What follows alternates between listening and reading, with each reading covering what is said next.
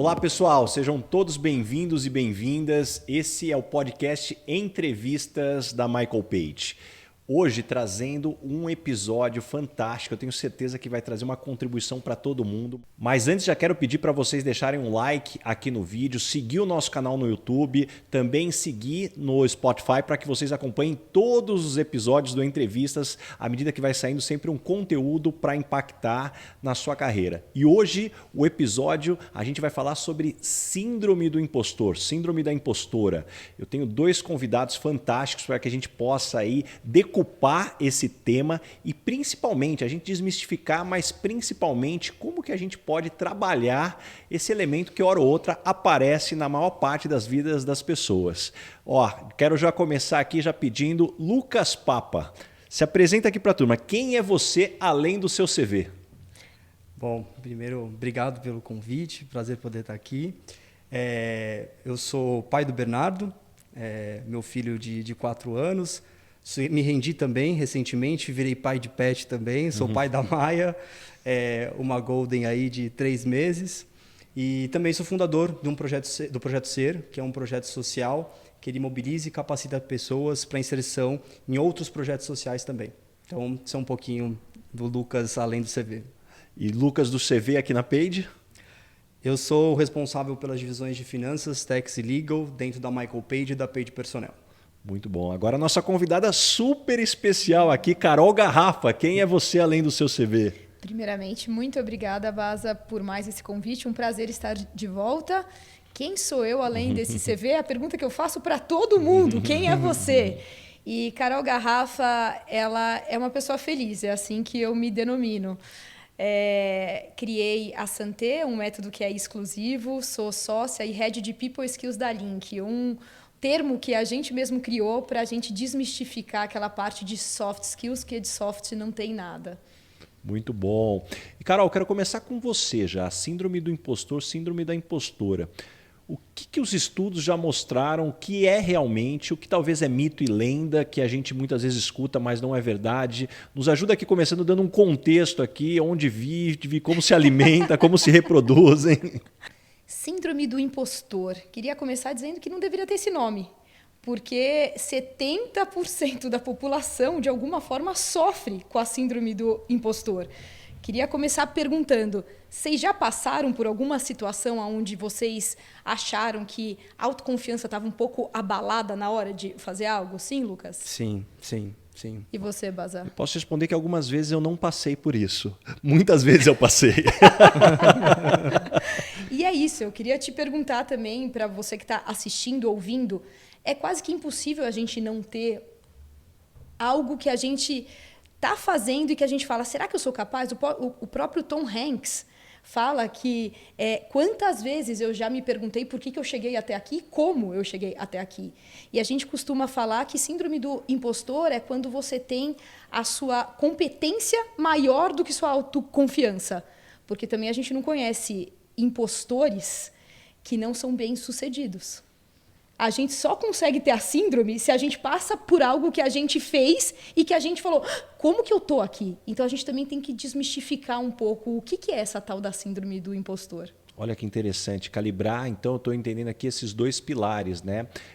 Suas competências, os seus talentos versus como você se enxerga. Porque o inverso, ele vem na arrogância, né? Se meu talento é menor do que o quanto eu me acho, ele acaba aparecendo do outro lado também. Perfeito. E hoje a gente chama esse outro movimento de jogador de araque. Jogador de araque. Que é a pessoa que tem uma autoconfiança exacerbada e uma competência menor. Olha só. E Papa, você que tem aqui, ó, gente, é Lucas Papa, mas todo mundo aqui na Page conhece ele de Papa, Abemos Papa aqui, então. Abemos Papa aqui. Dentro também das tuas pesquisas, a gente sempre acaba falando desse tema, já fizemos algumas lives, do que você já pesquisou, o que te chama atenção para a gente também conceituar aqui sobre síndrome do impostor? Legal. Acho que, cara, eu tô batendo um ponto bastante interessante e trazendo esse exemplo que a gente conhece muito de exemplos de pessoas bem famosas, né?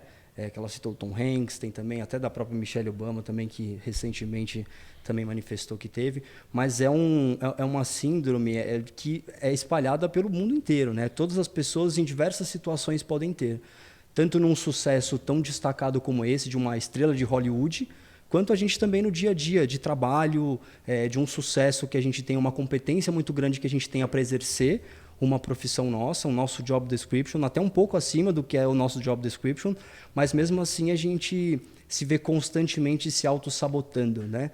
Nunca vendo que está bom o suficiente ou não se achando o suficiente para ir para um próximo passo de carreira. Então, eu enxergo isso muito também dentro dos ambientes corporativos e numa vida não tão hollywoodiana assim, mas também no dia a dia do profissional. É muito interessante esses pontos que vocês estão trazendo, porque a minha experiência em sala de entrevista, eu sempre costumo dizer que as pessoas de sucesso que eu conheço também têm as suas inseguranças, os seus receios, os medos, só que essas pessoas também sabem que isso é perfeitamente normal. E mesmo assim eles seguem de alguma forma, que eles conseguem ultrapassar para que esse frio na barriga não se torne também um congelamento, um pânico, que isso pode trazer um problema maior. Mas algo que eu queria explorar contigo, Carol, dentro dessa linha, eu sempre escutei na mídia que a incidência de síndrome do impostor em mulheres é maior do que nos homens. E eu sempre fiquei com essa dúvida, porque falando por mim, eu sempre tive a minha síndrome do impostor bonitinha aqui, crescendo muitas vezes, criando ela aqui, hora mais controlada, hora menos controlada. Mas realmente é verdade que estatisticamente mais em mulheres do que homens, ou isso é lenda? A curiosidade é que esse termo ele nasceu em 1978 para mulheres. Foi um estudo feito e isso... O que a gente pode dizer é que a síndrome do impostor, ela não é mais para mulheres, ela é universal, ela é para todos. Mas a mulher, quando a gente fala de cargos de liderança, costuma se subestimar quando perguntam como que você se vê neste cargo. Ela costuma falar, eu não sei se eu estou pronta ainda, tal. E o homem se supervalorizar. Isso a gente vê uma diferença grande. E a gente vê muito mais a parte do jogador de Araque, que é a da arrogância, em homens do que em mulheres. Mas não é regra. E hoje em dia a gente não pode mais generalizar falando isso é mais para, isso é menos para. Mas quando a gente percebe que a síndrome do impostor está envolto algo como uma humildade, a mulher tem mais essa característica de ser mais humilde do que o próprio homem. Eu fico pensando aqui também, se dado, a gente sabe que existe uma cobrança da sociedade no papel da mulher muito maior do que o homem, né? Entre todos os papéis de esposa, mãe, executiva, irmã, filha. Então eu fico pensando que naturalmente isso deve ser um ponto que influencia também que essa cobrança fique ainda maior. Mas quando a gente pega todas as funções que uma mulher tem, e mesmo para gravar um podcast, quanto tempo você demorou para estar aqui? Quanto tempo, Papa, você está aqui para estar preparado e tal, né? A mulher, ela pensou na roupa, na maquiagem, tudo é muito mais trabalhoso. E isso faz com que a carga seja maior. Isso faz com que o psicológico já venha junto. E aí, administrar isso tudo, com certeza, gera um desequilíbrio e uma necessidade de uma segurança psicológica maior. E aí, só nisso, a gente já está criando interferências. A probabilidade de interferências é muito grande. Por isso, sim, a incidência geralmente maior, mas não generalizada, porque você mesmo disse, eu já senti. E quando a gente se coloca numa situação, não importa se você é homem ou se você é mulher, quando você tem uma competência grande, mas ainda não está ou experiente ou com a sua autoconfiança tão lapidada, a síndrome vem. Se eu puder até complementar o que você falou, Carol, vejo se vocês acham que faz sentido também, mas o que eu vejo muito é que a síndrome ela acaba se proliferando muito mais quando você tem um ambiente onde ele não é diverso, inclusivo, e também onde não está muito aberto a diálogo.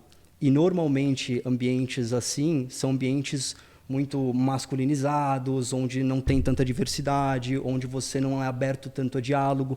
Então, são ambientes onde tem uma maior tendência para ter a síndrome se espalhar mais facilmente, né? Acho que eu estou até dando alguns spoilers do que a gente ia falar um pouco mais para frente, mas eu vejo que esse tipo de ambiente ele acaba deixando mais fértil a situação para acontecer esse tipo de contexto. Faz sentido? Faz muito. O ambiente ele modela comportamento. E a gente já sabe pela genética que a genética é menos importante do que o ambiente onde você está. Então, perfeito. E a gente tem, sim, ainda mais homens no mercado do que mulheres. Portanto, a gente tem mais homens agindo da forma como homem age, homem pensa, do que mulheres. Isso também torna esse ambiente mais propício para a insegurança.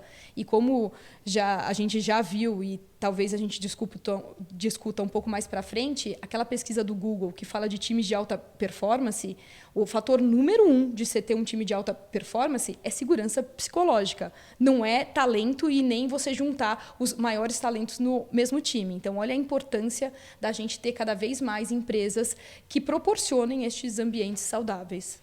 E eu sempre digo que aonde não existe diversidade, a maior armadilha é que a gente cai na criação dos estereótipos de sucesso. Isso é o que acontece em muitas empresas, né? O estereótipo do sucesso. Aqui nessa empresa, para se ter sucesso, tem que ter estudado nessas escolas ou se vestir de determinada maneira. Em algumas empresas a gente conhece histórias, não, gravata só pode ser dessa cor, ou terno só daquela cor, ou falar de determinada forma. E a gente sabe que isso é uma grande armadilha da performance, porque as pessoas começam a investir tempo para se adaptar ao estereótipo. Em vez de investir tempo para se desenvolver, para entregar resultado, que no final do dia é o que importa para uma organização, as pessoas ficam sempre copiando umas outras. Afinal de contas, a forma mais rápida de você ser aceito por um grupo, qual é? Se parecendo com o grupo. Então, automaticamente, isso modela muito como as pessoas agem. Mas eu não posso deixar de perguntar, e você, Papá, já também passou pela síndrome do impostor? Em que momentos que ela apareceu? Já, diversas vezes. Eu gostei muito do que a Carol falou no início, porque não é se você vai passar alguma vez. Você vai passar com certeza na sua vida profissional ou vida pessoal, você vai passar por uma síndrome do impostor. Então, é como você vai estar preparado para isso. Então, eu já passei isso tanto na minha vida pessoal quanto profissional. O difícil é a gente identificar que a gente está, né? Que a gente está passando por essa síndrome do impostor, porque a partir do momento que você consegue identificar, que você tem esse diagnóstico de que você está assim, você consegue trabalhar em cima dela, né? Eu acho que esse foi um dos grandes pontos para mim, que foi conseguir, nossa, eu realmente estou com a síndrome do impostor e conseguir definir um plano de ação para trabalhar em cima disso. E, Carol, existe algum check de sanidade, algum framework que a gente possa fazer para tentar entender se a gente está passando por isso? Existe um teste que é muito interessante, tanto para saber se você está com a síndrome, quanto para entender se você é narcisista, porque é o contrário disso, né? Vou começar pelo narcisista, tá? Porque você tocou num ponto, Baza, que é super relevante. Pessoas com o QI muito alto, a gente fala muito, né, que tem a inteligência muito exacerbada, elas têm mais dificuldade em sair de estereótipos. Elas analisam muito bem dados, portanto, elas são mais presas a padrões. Olha que coisa interessante. Então, quanto mais inteligente eu for, inteligente cognitivamente, menos eu estou aberto a autodesenvolvimento, porque eu acho que eu não preciso mudar. E aí, quando a gente percebe que homens, eles têm uma capacidade analítica, eles estão mais envoltos em cargos de liderança, portanto, são mais estimulados com a matemática, tal, eles estão desenvolvendo o quê? Esse lado. Por isso que, muitas vezes, a mulher peca nesse lado emocional, que ela está mais envolta a outros ambientes. Então, para você entender se você é narcisista ou não, tem uma chart que eu gosto muito, que é passo número 1, pense sobre si mesmo. Passo número 2, se você ainda está no passo número 1, é porque você é narcisista, porque você não consegue sair dele. Porque você não sai daquilo. E para você saber se você está na síndrome do impostor, é só você começar a gerenciar sua emoção. Para isso, você precisa ter gestão. E olha, quando você tem um QI muito alto, talvez você tenha uma gestão emocional muito baixa. E para ter essa gestão, você começa a perceber o que você tem sentido cada vez que algum desafio te é imposto. Se é um incômodo, não é aquele frio na barriga que é o do desafio, sabe, Papa, quando você tá e aí você até sente alguma coisa que é empolgação. Não, é aquele medo, aquele suador, aquela parte de assim falar, e um pensamento que é cíclico de e se me descobrirem? E se eu ficar exposta? E se agora alguém falar é fraude? Descobrir. Se esses pensamentos estão constantes na sua cabeça, é porque o grau da síndrome é grande. Se eles vêm ou vão, ou se é algo muito pontual, aí estamos na normalidade, nem podemos chamar de síndrome. Uma coisa, desculpa, só que eu acho muito legal de falar disso, porque às vezes as pessoas confundem também com questões um pouco até mais técnicas e práticas, né? Que às vezes elas são óbvias e você realmente não está preparado para aquilo. Perfeito. Então, por exemplo, eu estou querendo participar de um processo seletivo que eu preciso de uma posição X, só que tem um pré-requisito do inglês. Eu não sei se estou preparado, vamos descobrir que é fraude. Aí é uma questão simples, ou você tem ou você não tem, né? Então tem essa linha também que as pessoas acabam não interpretando de uma maneira correta, porque nem tudo também vai ser síndrome, né? A gente está trazendo aqui, mas tem questões práticas também que vão te deixar elegíveis. Quando são coisas que não são tão práticas, tão palpáveis, e são realmente esses pensamentos que rondam a sua cabeça para te auto-sabotar realmente, é realmente mais o caminho da síndrome do impostor. Você sabe que agora me veio um negócio na cabeça quando a Carol falou sobre a inteligência, a armadilha da inteligência. Eu vou desviar um pouco do assunto aqui, mas eu vou aproveitar a Carol aqui, eu vou pegar ela aqui para esclarecer minhas dúvidas. Eu vi uma dica sobre criação de filhos, eu e o Papa temos filhos aí da mesma idade praticamente, que a gente tem que tomar muito cuidado para não ficar elogiando o filho sobre a inteligência. Que o ideal seja a gente evitar elogiar a inteligência, porque a inteligência é uma dádiva, né? A loteria do DNA, e a gente elogiar o trabalho duro, a persistência, a resiliência, porque isso vai formando boa parte como essa criança vai se enxergar. Tem fundamento? Não só tem, como a gente vai voltar para o assunto. Isso é uma das causas da síndrome do impostor. Olha só. Quando a gente fala muito sobre a inteligência e bota o nosso filho num pedestal, porque quando a gente fala da inteligência, a gente está falando de uma criança ainda. A gente nem sabe se é tão inteligente assim. Só que a gente está formando ali uma segurança dela em cima de algo que ela não está escolhendo. Quando eu falo sobre o esforço, é algo que ela escolhe. O quanto de esforço eu faço. A inteligência não. É falar assim, nossa, como você é bom nisso. É diferente do que como você se esforçou para conseguir isso. Muitos pais, mesmo que a criança vá mal, mesmo que... É aquele negócio de pai, né? Nossa, que lindo, nossa! E a criança sente, porque a criança não tem a consciência ainda, mas lembra que ela já tem a emoção, que está sendo armazenada no inconsciente dela. Ela não está fazendo bem, ela sente que ela não está executando bem, e vem o pai e a mãe e fala, que lindo, tá tão bom, ai, é tão perfeito, é tão... Isso vai criando uma síndrome de eu preciso ficar fingindo que tá tudo bem e que minha cara tá blasé e que eu consigo, porque senão meus pais vão descobrir que eu sou uma fraude e talvez eles não me amem mais. Isso é tão perigoso, né? Porque depois você vai isso para a vida como ela é mesmo, né? Tanto para o mercado de trabalho quanto para a vida pessoal, e começa a ter esse tipo de frustração, e a pessoa do seu lado, do profissional, o pessoal não te elogiar, a pessoa entra numa depressão. Formou ou entra a crença. síndrome. A crença que se não me elogiarem Exato. é porque não estão me aceitando. Pronto, Exato. Crença que é limitante instalada. Olha só que interessante esse fundamento. Sabe que eu tenho até que tomar cuidado, porque o Felipe, né, ele tem 4 anos, e hoje quando alguém fala para ele, olha, você é um menino inteligente, ele já sabe responder. Ele fala assim, olha... Talvez eu seja inteligente, mas mais importante é eu ser esforçado, resiliente. Eu venho tentando falar com ele, mas tenho que tomar cuidado para não colocar também muita força nisso daí. Exato, que aí daqui a pouco ele está se achando, talvez eu não seja, né? Dentro dessa dinâmica. E falando sobre exercícios para a gente talvez fortalecer a nossa autoconfiança, ou como a gente lembrar do que a gente efetivamente tem de valor. Carol, o que você pode deixar de recomendação para quem está nos escutando? Se a pessoa perceber que ela está com uma síndrome forte, a primeira coisa que eu falaria é pega um pedaço de papel, uma caneta, papel e caneta e não celular, porque já é outro circuito, e escreve todas as conquistas que você fez. E do lado você bota devido ao que você fez. Porque o impostor acha, que também é outra parte, que vem por conta de sorte, porque alguém deu, porque o ambiente favoreceu. Então ele nunca se sente merecedor daquilo realmente. A hora que você escreve e que você coloca do lado por que você conseguiu, então você passou numa entrevista. Por que você conseguiu? Porque eu estudei, porque eu me preparei. Quem que se preparou? Quem que estudou? E aí você vai tendo ideia e vai contando uma nova história. Porque a maior parte, e eu acho que a parte mais importante da gente conseguir dominar essa crise, essa síndrome, é a gente contar uma história nova para a gente mesmo. É a gente entender. Mas para isso precisa de autoconhecimento, precisa de gestão emocional, sempre. E tem um poder tão grande esse exercício, né? ele parece tão simples, mas ele tem um poder tão significativo porque vai te remetendo a toda a construção que você teve de história, dos motivos pelo qual você está onde você está hoje.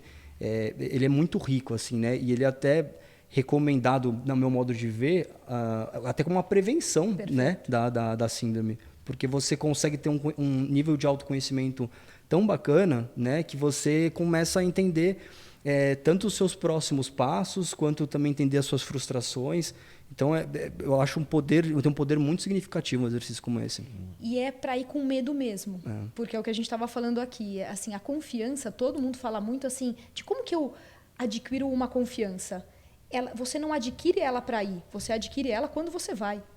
E isso faz toda a diferença. É no processo, é no caminho. Então, muitas pessoas que têm uma autoconfiança exacerbada, não é porque elas adquiriram isso antes, tal. Isso aí é uma estratégia de fuga porque elas são com baixa competência. Eu tô falando aí da arrogância mesmo. Arrogância é a ignorância combinada com convicção. Adoro essa frase. Repete, por favor, aqui para todo mundo que está nos escutando. A arrogância é a ignorância combinada com convicção. Você é convicto em algo que você não... E hoje em dia, se você quiser mudar, você precisa aprender uma habilidade que é repensar. Isso é uma habilidade. É também uma mentalidade. Todos nós deveríamos criar o hábito de repensar uma segunda opinião sobre nós mesmos, sobre os fatos. Se a gente criar esse hábito, a gente já está trabalhando o nosso cérebro para não cair numa síndrome. Porque eu estou gerando uma dúvida, eu estou gerando uma possibilidade. E aí a gente pode explorar mais depois sobre a neurociência disso, mas isso é muito interessante. Nossa, eu adorei o que você trouxe. Isso me lembrou uma conversa que eu tive com o Alan Finkel, que ele comentou que ele adotou no time dele que toda vez que alguém traz uma ideia que você é contra, é o Love Idea for 5 Minutes. Então, assim, ame a ideia que você não gostou por pelo menos 5 minutos. Se dê a chance de amar aquela ideia. E eu acho que é um pouco disso, né? Da gente provocar. E, ao mesmo tempo, né? Todo mundo tem um pouco dos seus traumas, ou que foi embutido no nosso DNA, dada a nossa criação, que a gente viveu. E eu acho interessante a forma que você colocou do repensar. É como a gente pode reprogramar o que está ali fixo no nosso cérebro, que está nos atrapalhando, é isso? É isso. É qual a história que você está se contando, se ela é verdadeira ou não, e conseguir reprogramar, ressignificar, entender de onde vem. Isso faz toda a diferença para a gente poder mudar. Toda. Papá, quando você está mal, o que você tem de estratégia, você com você mesmo? Bom, quando eu estou mal mesmo, eu sempre procuro uma ajuda de um profissional. Acho que isso é uma questão bastante importante também. Às vezes a gente tenta só se virar também com esse mundaréu de informações que a gente tem hoje em dia, mas a gente esquece de se apoiar também no profissional. Então, acho que buscar um profissional é sempre um caminho bastante importante, né? Para te ajudar de novo a te diagnosticar, para você entender como que você está mesmo. Quando eu estou mal também, eu procuro ter um ciclo também que me envolve, que é um ciclo de segurança, tanto profissional, então de eu estar com pessoas que eu admiro, que eu sei que eu posso ser bastante aberto também, que eu posso me expressar com segurança, né, com a segurança psicológica, que foi até o termo que a Carol trouxe, que é um termo bastante significativo. E do lado pessoal, da mesma forma também. Você conseguir se abrir com pessoas que você conhece, que você se dá bem, que você vai ter segurança para você abrir todos os seus sentimentos. Essa, para mim, são duas situações as mais importantes quando você está mal, que é o que eu segui quando eu fiquei assim também, para você conseguir ter esse diagnóstico. E depois você conseguir definir um plano de ação. Mas, para mim, parte disso, né? Só queria te dar parabéns, porque quem não explode, implode.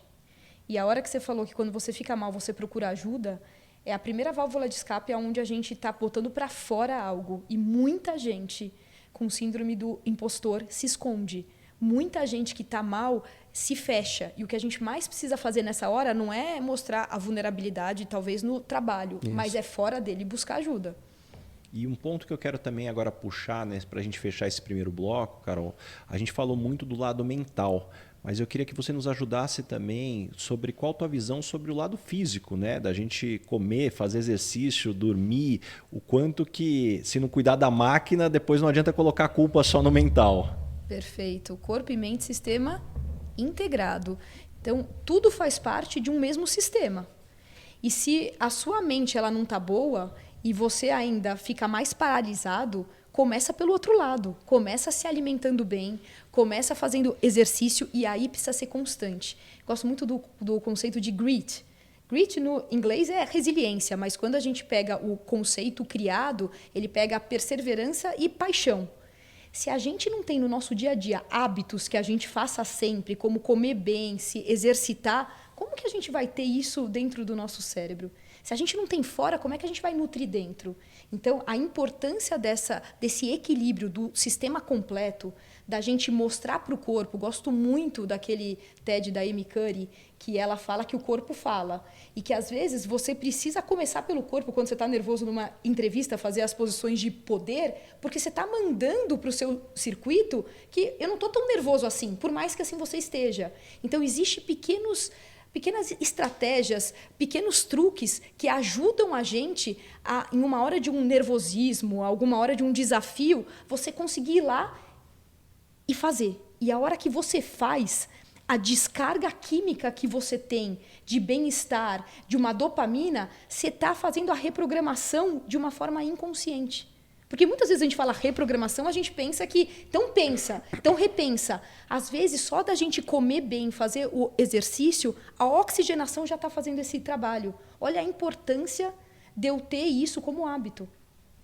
Olha só que maravilhoso aqui, tudo que a gente está falando. Tenho certeza que todo mundo que está nos escutando aqui está saindo com vários insights aqui para repensar se talvez a gente não esteja operando no automático, que talvez esse seja um dos maiores males, né, desse mundo moderno. Tanta coisa e o nosso cérebro, claro, para economizar energia, está colocando tudo no automático. A gente não percebe como tem muitas coisas que estão no nosso controle. Claro, tem muitas outras que não estão, mas dentro do que está no nosso controle, vamos tentar trabalhar isso e refazer aí algumas das nossas rotinas. Muito bom. E olha, para você que está nos acompanhando aqui, eu quero aproveitar já dizer para todos vocês que ao longo dos anos aqui da Page, são mais de 20 anos, existe um material que a gente publica todos os anos, que é o nosso estudo de remuneração. É um estudo de mais de 50 páginas, onde a gente traz o detalhamento por área, com todos os cargos, salários. Esse acaba sendo um material que é fundamental para você que está fazendo o seu planejamento para 2023, seja repensando como você vai estruturar o seu time, ou até fazendo uma análise, será que o meu salário está adequado ao mercado? Então, uma informação muito útil, vou deixar aqui o link já na descrição do episódio, já para que você possa fazer o download, vai ser também um prazer receber o seu feedback depois desse material. E agora a gente tem no nosso bloco as perguntas que nós recebemos aqui nas caixinhas aqui de perguntas da Page. E eu vou começar aqui puxando com você, Carol, mas depois já vou passar para o Papa também. A gente recebeu a seguinte pergunta: na minha equipe eu tenho um colaborador que está sempre pessimista, com uma autocrítica elevada, isso acaba impactando diretamente no resultado do time. Como eu consigo reverter esse cenário? É muito importante trabalhar em cima da mentalidade. Muito provavelmente precisa entender como é que é a cultura dessa empresa, se é o ambiente que está ocasionando isso ou se é algo pessoal dele, porque isso influencia o time inteiro. O que eu falaria, primeiro de tudo, é se ela tiver intimidade e ela for líder, chamar para uma conversa. Você sabe que eu sou muito fã de feedback e de feed forward. Então, feedbacks que realmente sejam construtivos. Perguntar. Aqui no Brasil, a gente ainda tem essa cultura de ser mais aberto e perguntar se a pessoa está precisando de alguma ajuda, se colocar numa disposição, porque como a gente passa muito tempo nos nossos trabalhos, a gente só achar que a gente vai viver ou vai pedir ajuda quando a gente está fora deles, é a gente se colocar numa tortura. Eu gosto muito de pensar que a síndrome do impostor, quando a gente está pessimista, é a imagem de um passarinho dentro de uma gaiola. O potencial é o passarinho que ele está lá para voar. A gaiola é a síndrome. Então, por que não você ajudar a abrir a porta da gaiola? Por que não você fazer perguntas? E fazer perguntas não é dar respostas. Só da pessoa descompilar, só da pessoa começar a falar sobre, ela mesma vai começar a identificar que ela não está bem. E que talvez ela precise de uma ajuda mais profissional mesmo.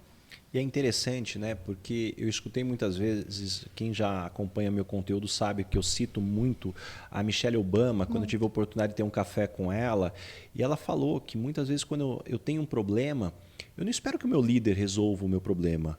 Eu só espero que ele lembre que eu sou um ser humano e eu tenho um cérebro só. Eu não tenho 2 cérebros, um para o trabalho, um para o lado pessoal. Então, de demonstrar o interesse, né, o cuidado, muitas vezes só isso já faz a pessoa, né, não só refletir, como se sentir importante. Acho que a gente vive num mundo que, por mais que as pessoas tenham necessidade de renda, ninguém quer ser só um número na organização. Então, como que a gente humaniza as relações? Exatamente. E o mais interessante é que a gente falando sobre tudo isso, o que me vem em mente, parece que a gente está sempre tentando voltar na essência do ser humano, aonde esse mundo moderno acaba tentando cada vez mais nos distanciar. E esse ponto que eu queria levar agora para o Papa. Dentro do seu time, Papa, o que você tem de técnicas que normalmente são seus checks aí para saber como é que está indo o ambiente? Sem fugir da pergunta, mas só complementando o que a Carol trouxe também, é muito legal esses 2 tipos de questionamento, porque mostram o poder que tem uma pessoa que não está bem, né? Tanto para o lado positivo do potencial que ela tem, mas o do negativo mesmo. Você pode ter um time de altíssima performance, super bem, mas que você não está prestando atenção em uma pessoa que está com a síndrome e como esse ambiente pode contagiar, né? Mais a sua pergunta, Bas, assim, eu acho que a dica da Carol é fantástica, é o espaço para o diálogo, acho que essa é a primeira situação. Então, você tem um espaço para o diálogo que não é só quando a situação estiver ruim, mas você tem um espaço de diálogo constante, então, reuniões de feedback já marcadas, individuals também marcados, team meetings também, reuniões de time para você mostrar como todo mundo também está, para você ter esse ambiente para compartilhar. Então, você ter previamente essa agenda de diálogo é um passo importante. E o segundo é você ser um dissipador também de uma cultura, como a gente estava falando no início aqui, uma cultura de diversidade, e não uma diversidade só de característica das pessoas, mas de pensamento também. Então, que você dê abertura para as pessoas dialogarem, para elas questionarem, para elas perguntarem por que o processo é feito dessa forma, ou para entenderem se tal característica é cabível dentro também daquele contexto. Então, para mim, se você consegue tanto ter essa agenda recorrente de diálogo, quanto também propiciar uma cultura organizacional e de time para abertura de pensamentos, de diversidade, para mim são as 2 situações que vão trazer uma perenidade e uma sustentabilidade para conseguir identificar esse tipo de situação. Só queria botar um ponto que é muito importante que o Papa está dizendo, até porque o mundo não está bem. A gente está vivendo numa situação, e quando eu até falei, a Carol é uma pessoa feliz, e eu gosto de falar isso, feliz apesar de, não é que eu sou lunática e estou vendo um mundo colorido, nada disso. É que, para mim, felicidade é um processo. É algo que é independente de você estar alegre ou não. E se as empresas não tomarem a consciência de que o ambiente precisa ser mais humanizado, que você botou num ponto que eu acho que o resultado ele vai vir como consequência. E que produtividade tem tudo a ver com a felicidade. E se uma pessoa ela não está bem, pode ser o problema daquela pessoa. Se você começa a perceber que o seu time, que isso está contaminando mesmo, isso não é mais problema de uma pessoa. Isso é o problema da liderança, isso é o problema da cultura. E aí precisa mudar. E a vantagem de você convidar amigos é que você sabe que você pode perguntar mais. A Carol, que está aqui na minha frente, é uma das maiores estudiosas sobre o tema felicidade. Ela rodou o mundo estudando sobre felicidade. Não estava no script aqui, mas já que ela levantou a bola, eu vou puxar aqui. Carol, conta um pouquinho mais de tudo que você estudou, que você vem estudando sobre felicidade, que a gente pode deixar de dicas para as pessoas. Essa foi a minha grande questão de perceber que depois de anos de mercado financeiro, que é um ambiente muito masculino, que é um ambiente com muita pressão, as pessoas estavam em piloto automático, esperando sempre o bônus. E eu fui estudar na França, chegando lá, estudando a teoria, um insight muito grande de que a minha missão não eram números, eram pessoas com resultado. E aí eu fui para a prática, ver o que é felicidade para você, porque o que mais me indagava era que de 10 pessoas que você pergunta o que você quer, 9 respondem, eu quero ser feliz. Então, o mundo evoluiu muito, mas essa resposta ela continua padrão. E você fala, mas o que é felicidade? E aí eu li quase todos os livros mesmo sobre felicidade, pesquisei demais e falei, agora eu quero ir para a prática, porque eu quero entender na prática o que é isso. Porque será que aqui no Brasil é a mesma coisa que na França, que é a mesma coisa que no Vietnã, na Indonésia? E eu dei a volta ao mundo perguntando o que é felicidade para você. E para minha surpresa, apesar do mundo ele ser gigante, tem 3 respostas que eram inerentes a qualquer ser humano: ser amado, ser ouvido e poder errar. Todos respondiam que para ser feliz, ninguém é feliz sozinho, mas tem que ter o senso de pertencimento, por isso desse movimento de efeito manada, porque como eu quero ser ouvido, eu quero me tornar igual para alguém me ouvir. E aí eu acabo tendo uma mente coletiva danosa, que muitas vezes eu não estou sendo a minha essência, eu estou me adequando. E o poder errar, que não, óbvio que as pessoas não me respondiam que elas queriam poder errar para ser felizes, mas elas falavam, se eu tivesse mudado de carreira, se eu tivesse me separado, se. Então, com esses aprendizados, voltando para a neurociência, eu falo do acrônomo DOSE, né? Dopamina, ocitocina, serotonina e endorfina. O quarteto da felicidade. A dica que eu dou é que para você ter isso no seu corpo, você precisa ter objetivo. Pessoa sem objetivo não tem dopamina.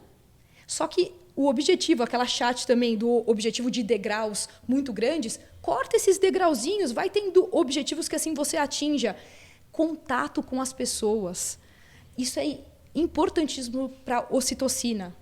Serotonina é quando você atinge algo. Então, a síndrome do impostor, depois que você passa ela, que você consegue ir apesar de, você tem uma descarga de serotonina. E a endorfina é a empatia natural, é a morfina natural do corpo. Então, a gente precisa aprender um pouco mais a ser humano.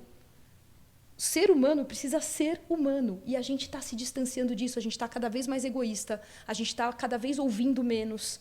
A gente está cada vez interagindo menos porque a gente não quer mostrar a vulnerabilidade.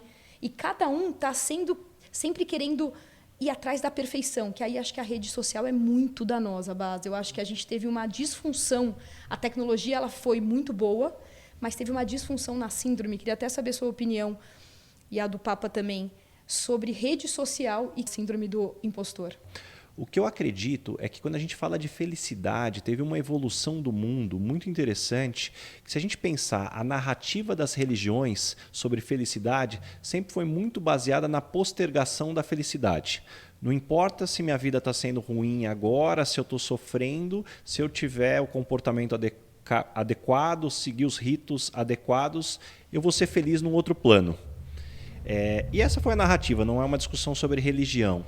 E quando a gente olha o mercado de trabalho, principalmente, né, até a década de 70, 80, a gente via essa narrativa também no mercado de trabalho. Não importa se eu sou infeliz no trabalho, depois eu vou me aposentar e ser feliz. Perfeito. Depois eu vou me aposentar e vou usufruir, né, da vida, do dinheiro que eu ganhei.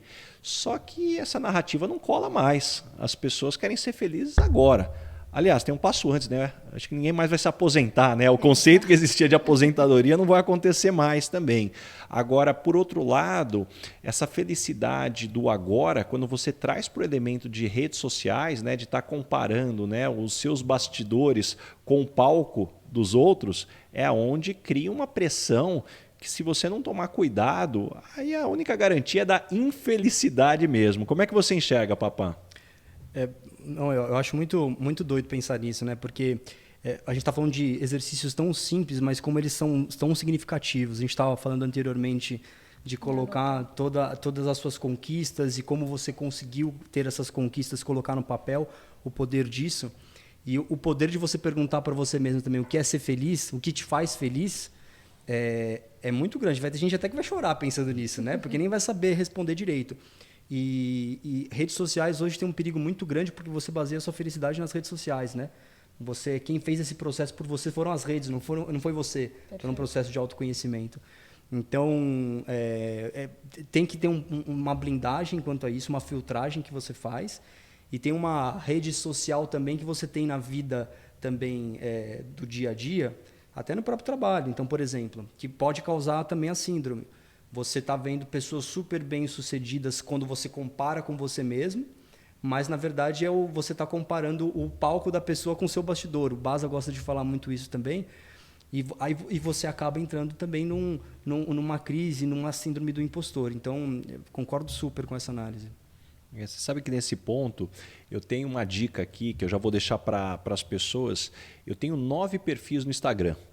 E por que eu uso esses 9 perfis? Porque eu tenho um perfil que eu sigo a família, eu tenho um perfil que eu uso só para seguir conteúdo de desenvolvimento, de liderança, do mundo corporativo, outro perfil só para seguir piada.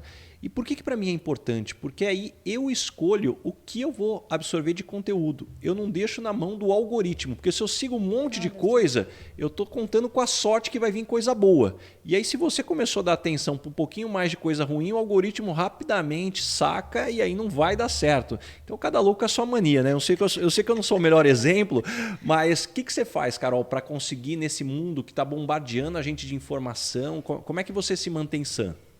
Muitas vezes não entrando em rede social. Eu estou indo contra toda a maré. Mas, às vezes, viver a vida real te traz a dose de realidade que você precisa. Porque a hora que você está vendo, você está imersa em um mundo que ele é utópico. E como a gente está numa era agora, que você falou muito bem, a gente vinha pensando numa felicidade do futuro, postergada. E onde a racionalidade era levada em conta e a emoção era deixada em casa. Quando a gente percebe que o mundo é agora e que, ao chegar lá, pessoas que chegaram na aposentadoria não estavam mais felizes de terem trabalhado a vida toda, porque já tinha passado saúde, já tinham destruído família. Então, chegavam lá e não estavam como achavam que iam chegar. A vida é agora. Então, eu acho que uma das dicas é também monitore quanto tempo você está passando e o que você está consumindo. Porque muitas vezes a gente acaba vendo a superficialidade das informações, achando que as pessoas elas têm tudo, elas fazem tudo.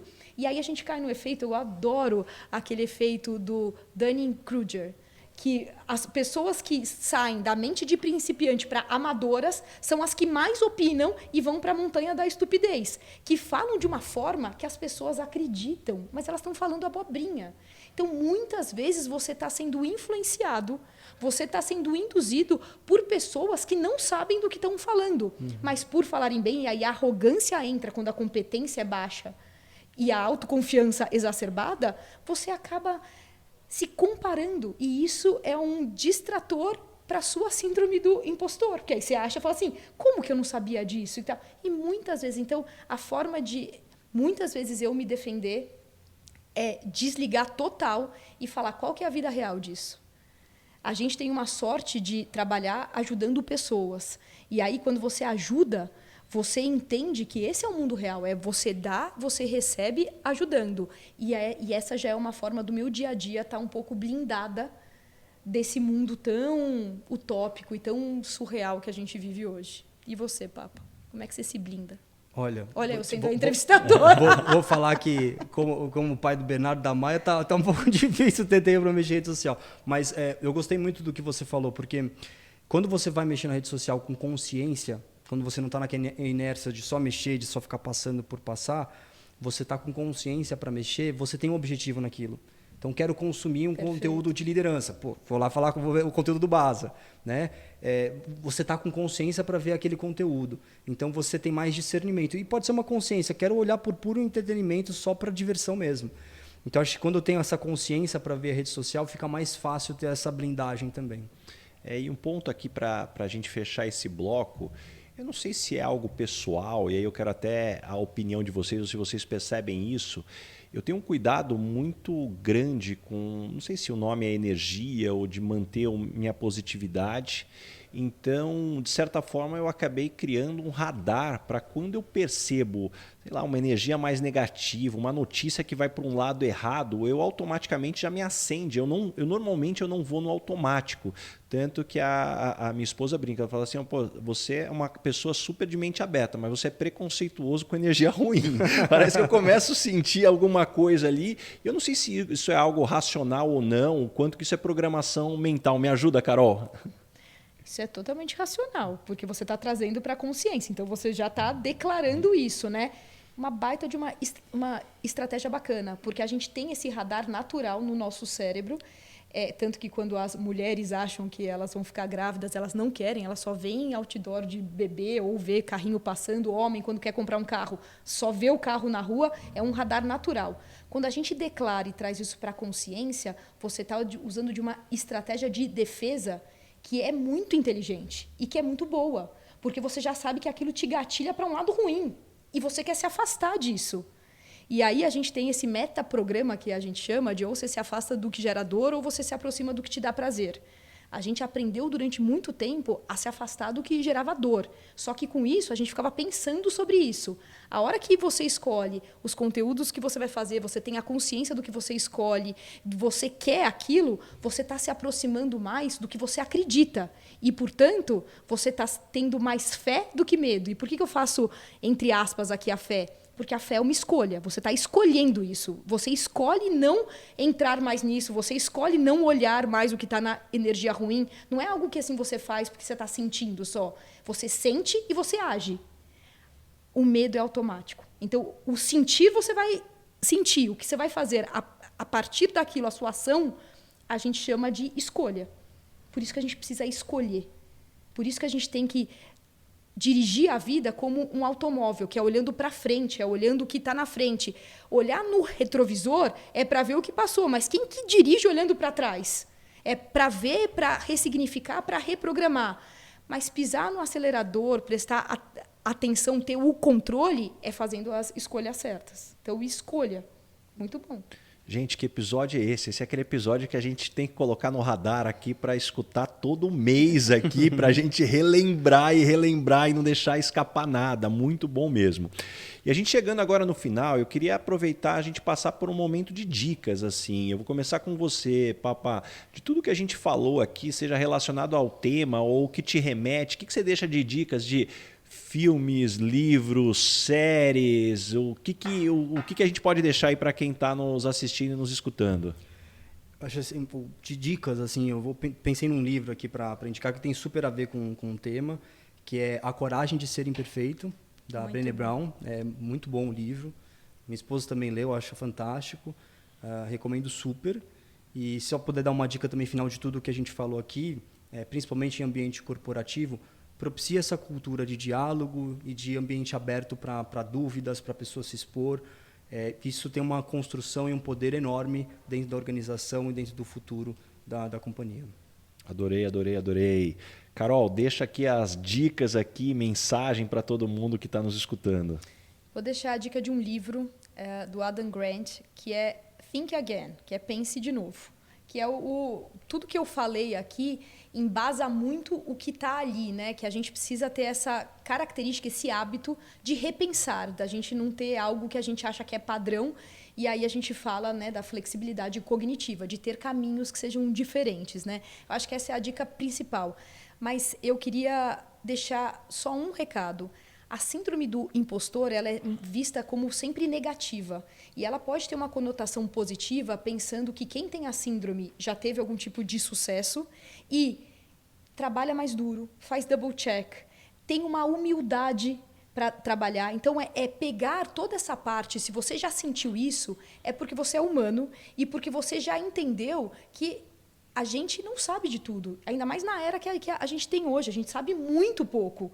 Então, pegar um pouco da oportunidade de sentir o que você está sentindo e repensar e reprogramar, porque você já tem o mais difícil. É mais difícil você sair da arrogância para a humildade do que você pegar a sua humildade e transformá-la em uma humildade confiante, que é o que a gente fala que países como Estados Unidos e China têm de gestão eficiente. Não perguntam se eles são humildes ou se eles são confiantes. Eles são os dois.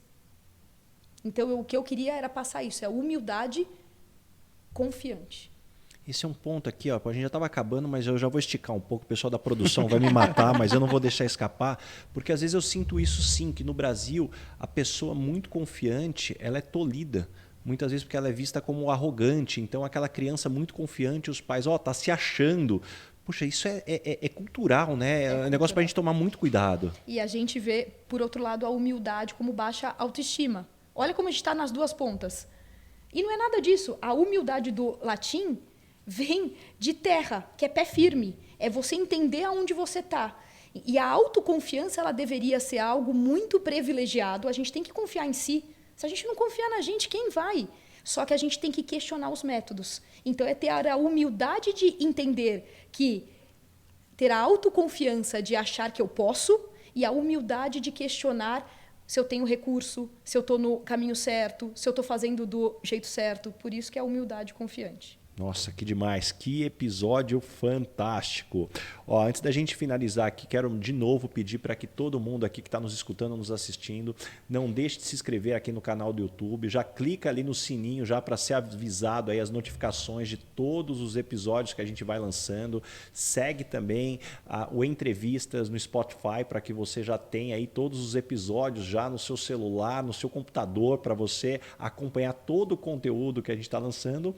E para a gente fechar aqui, Papá, deixa os seus contatos aqui, mensagem final aqui para a gente fechar esse episódio aí que, de novo, eu acredito que é um dos episódios que a gente precisa escutar e assistir todos os meses aqui para a gente lembrar do quão importante é a gente manter essa nossa saúde mental.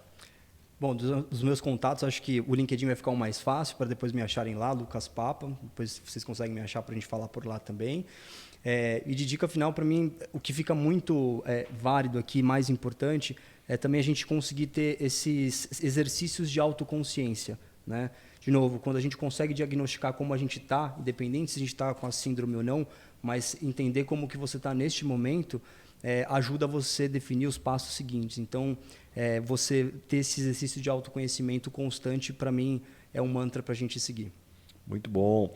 E, Carol, deixa seus contatos aí, quem quer continuar seguindo aí, acompanhando o teu conteúdo e mensagem final. Queria agradecer o Papa, obrigada, uma delícia partilhar. Obrigada, Basaglia, de novo, é sempre um prazer, uma aula sempre estar aqui junto. E meus contatos, Caroline Garrafa, no Instagram e no LinkedIn, Método Santé, a Link, a faculdade, né? E como recado final, eu falo para você se descobrir, recriar os seus talentos, desconstruir os seus sabotadores, construindo a sua estratégia para manter o seu equilíbrio. Esse é o método Santé, sucesso é conhecer você.